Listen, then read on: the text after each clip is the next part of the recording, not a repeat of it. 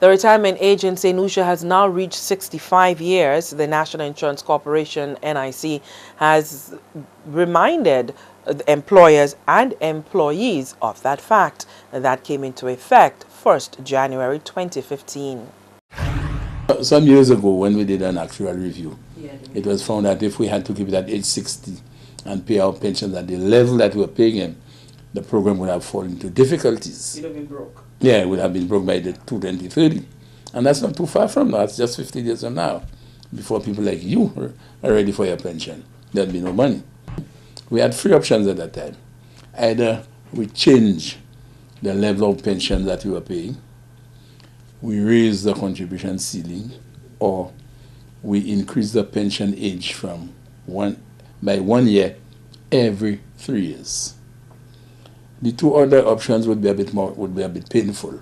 So we decided we take that one that would be a little more palatable to the working population, to all of us.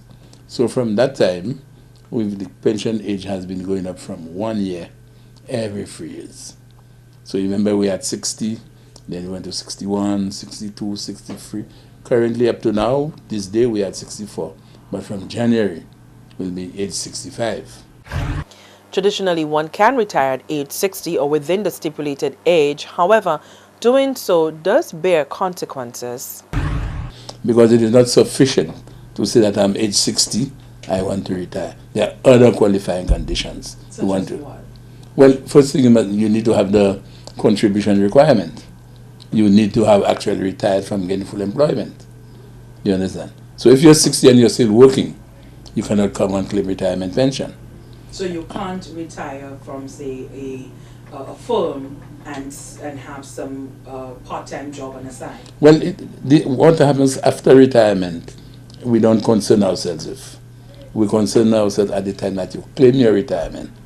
So we are saying people have the option of going anywhere between 60 and 65. If you're 62, 63, you want to go, it's fine. But the other thing we just need to remind them is that any time you retire before age 65, there is what we call a reduction factor applied to it. So the pension that you might have gotten at age 65, if you take it at 63, there'll be a slight difference to make up for the number of months you did not. You took it before age 65. Stay with the CTV News. When we come back, the U.S. Coast Guard continues its assault on drug trafficking.